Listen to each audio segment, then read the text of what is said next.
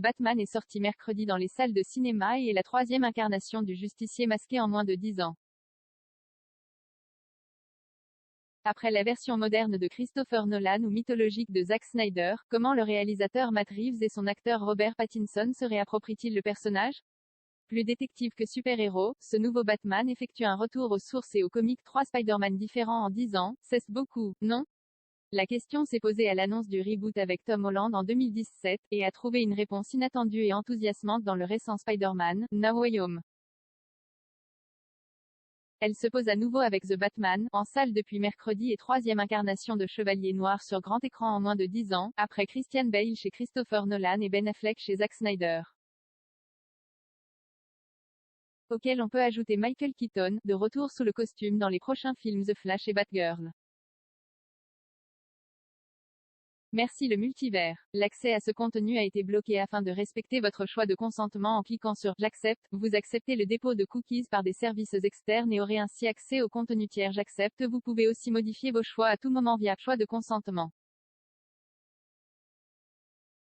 Plus d'informations sur la page politique de gestion des cookies. Batman n'a jamais été montré en costume. Chaque Batman avait jusque-là réussi à affirmer son identité, de la très pop série 60s avec Adam West à la sombre et moderne trilogie The Dark Knight en passant par l'approche gothique chez Tim Burton et mythologique chez Zack Snyder. Comment le réalisateur Matt Reeves et son acteur Robert Pattinson allaient-ils se démarquer? Que pouvaient-ils apporter au personnage? Ils ne s'affranchissent pas totalement de l'influence de Christopher Nolan, encore omniprésente à Hollywood, de James Bond à Mission Impossible, avec un Batman noir, torturé, héroïque mais humain. Mais le paradoxe, et tour de force de The Batman est que rarement un film Batman n'a autant montré Batman en costume, au point d'oublier qu'il est également Bruce Wayne, tout en donnant l'impression de ne pas être un vrai film Batman.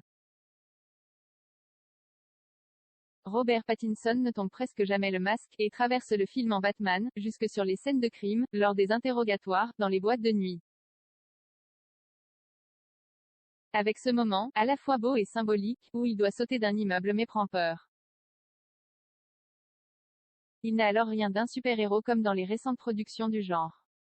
Plus simple détective que super-héros à chaque adaptation cinéma de Batman, le réalisateur se revendique plus ou moins directement des comics, à l'instar de Zack Snyder qui a fait lire un extrait de The Dark Knight Returns de Frank Miller pour annoncer son Batman v Superman au Comic-Con 2013.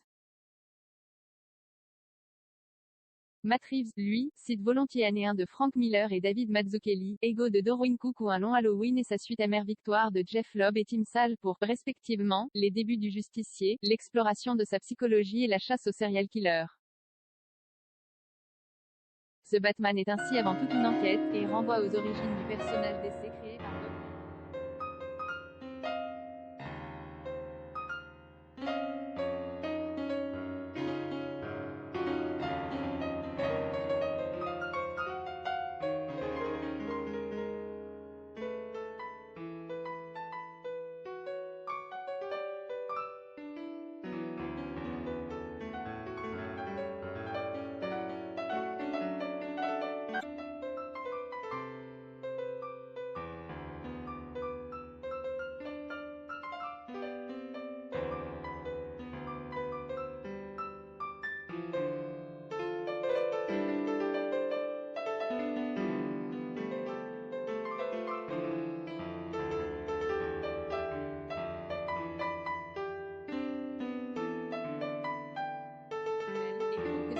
Surnomme le Chevalier Noir, le Justicier masqué, l'Homme Chauve-souris ou encore le plus grand détective du monde n'est pas un super-héros comme les autres.